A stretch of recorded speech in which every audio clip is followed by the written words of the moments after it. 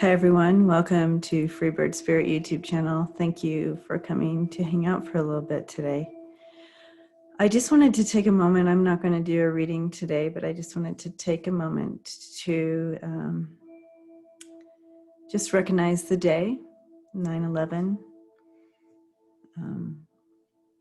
I am sure that all of you remember where you were on that day. And as I reflect back, I certainly remember where I was and how the day's events went. I am from San Diego. I was in San Diego. And at the time, I was working as a professor at a local college there. And that day, in all the classes, in all my classes, we just took time of silence the entire session. We just took time of silence in thought and prayer for the families, for what was happening. We were still in the process of learning everything, and being in that moment of fear and trying to understand what was happening in our country. And then now I'm going to fast forward a little bit to, let's see, it must have been 7 years later. 7 years later. And my daughter Sierra, who a lot of you have seen on here, I have her on some of the lives when we do lives on Sundays. She does readings with us.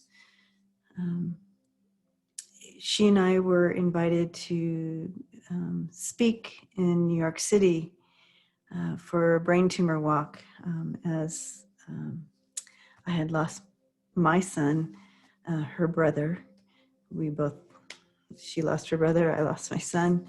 And so we were both asked to speak at this huge walk and that they have there in New York City. And we go every year.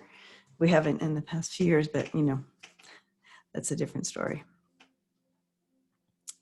So we were asked to go and speak. And of course, we were going to do that in memory of Ben, who had died of a brain tumor. And so let me back up for a minute. This was a brain tumor walk and part of the national brain tumor deal, and then also a local New York City local type of collaboration with fundraising and all that for research for brain tumors. And since we had just recently lost Ben, we were asked to come and speak, so we did. So we flew to New York City with my brother and sister in tow as well, and Sierra. And, with how travel went at the time, because it was still kind of new, all the new things they were doing with travel. And so anyways, we didn't get to New York City till, I don't know, it must have been 1 o'clock in the morning. And we arrived and, got to the hotel. It was dark. And it was just, we were staying in this hotel overnight, and then we were heading to our real hotel the next morning. But so no one was paying attention. We just gave them the address. We didn't even know, we weren't even thinking. Got to the hotel, got in, just fell into bed, hoping for this really good night's sleep. Well, I didn't sleep. I kept being woken up by screams and cries and tears, and my whole body was just racking with pain and sadness and tears and cries, and it was just horrific. And I'm like, what is going on in this room? Something must have happened in this room. It's just awful, because I often, when I go places, I I sensed things, but I was so exhausted. I wasn't even thinking that I would just fall to bed to go to sleep. I won't think of anything. Well, so the next morning I woke up and I'm like, Sierra, how did you sleep? And she's like, oh, Mom, like, you wouldn't believe what I experienced all night long. And so we shared our stories, and they were exactly the same, of course. And I'm like, oh my gosh, I wonder what happened to this room. I mean, we're like, yeah, it was bad.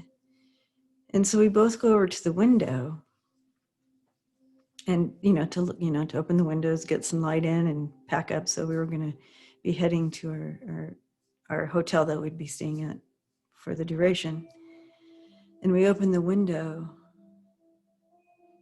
and I'll never forget this, looking down into the hole of where once was a tower, the Twin Tower. We happened to be in the hotel that was right across the street from it. And we didn't know.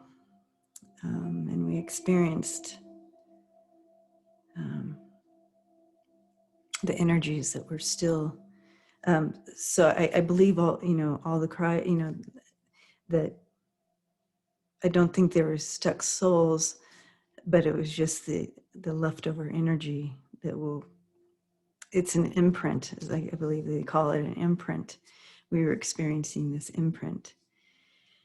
And I tell you, it was tough, but we'll never forget it. And we just stood there just bawling, and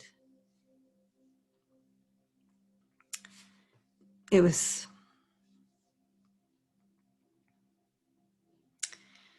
and then we just spent time in silence and prayer for all the families and all the people the first responders, and just everybody, New York City, because they're family, big New York City family. And so we just spent time, lifting them up in prayer at that time.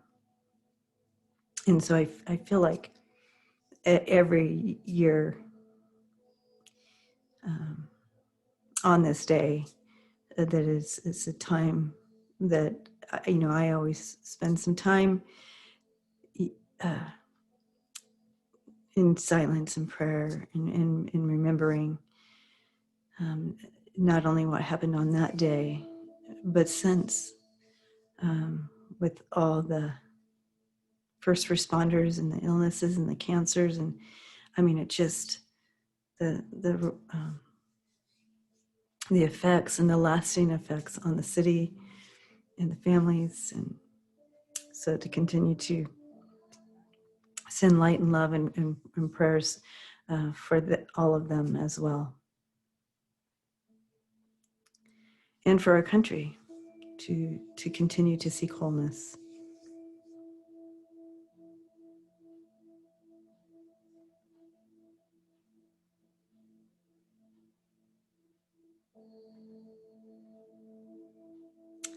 So to all my New York friends and families,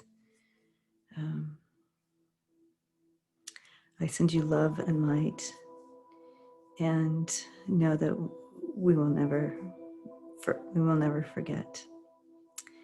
So sending you that love and light and blessings.